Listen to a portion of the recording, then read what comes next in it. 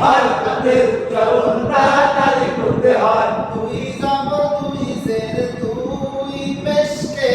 একত্রে তানবিন বলা হয়। দুই জবর দুই জের দুই পেশকে একত্রে তানবিন বলা হয়। দুই জবর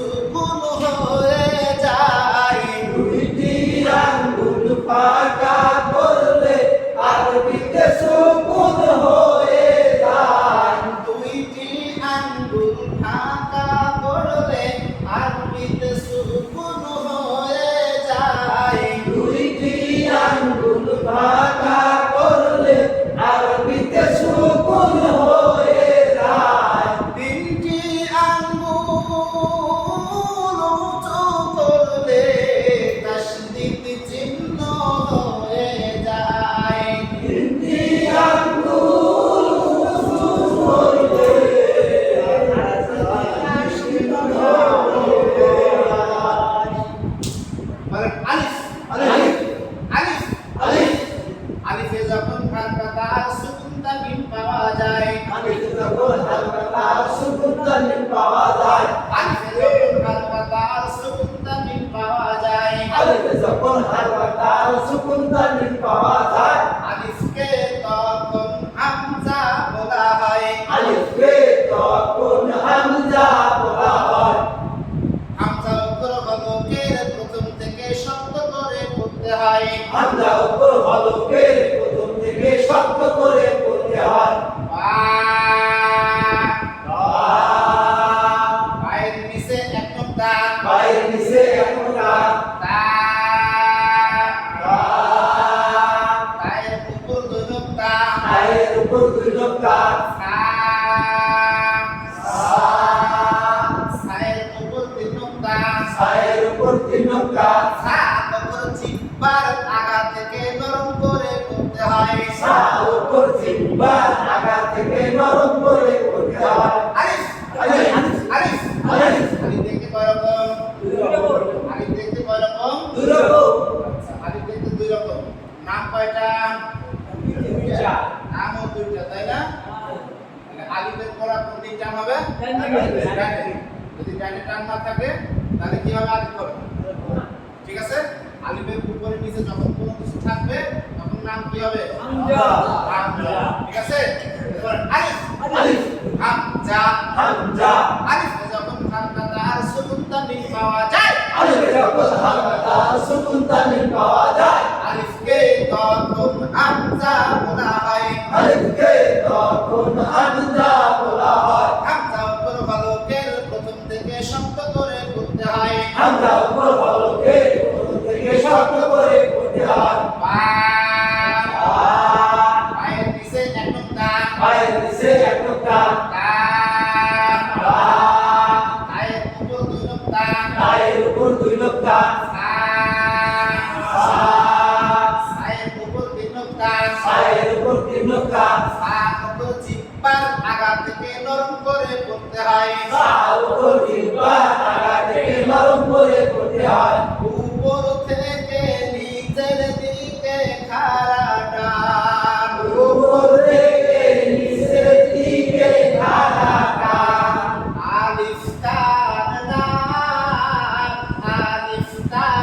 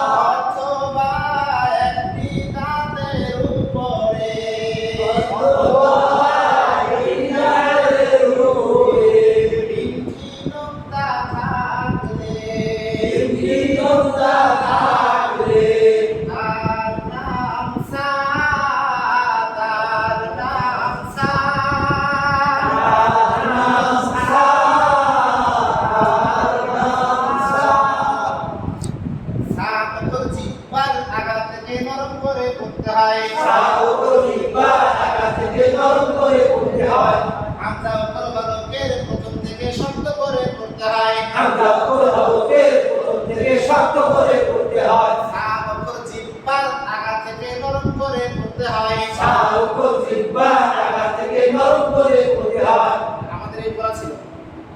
তাই তো আর সমস্যা আছে না একটা দাঁতের উপরে দুই নোক্তা নাম কি না এক দাঁতের উপরে তিন নোক্তা নাম কি না। এক দাঁতের নিচে এক নোক্তা নাম কি না।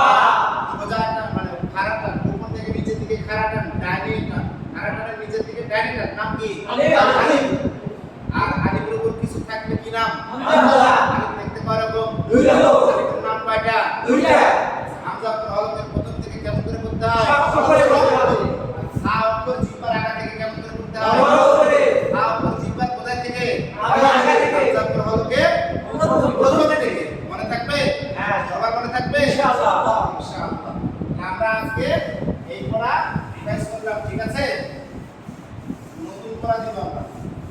ইনশাআল্লাহ নতুন পড়া দেওয়ার আগে আমি খালি একটু কাজটা করে আসি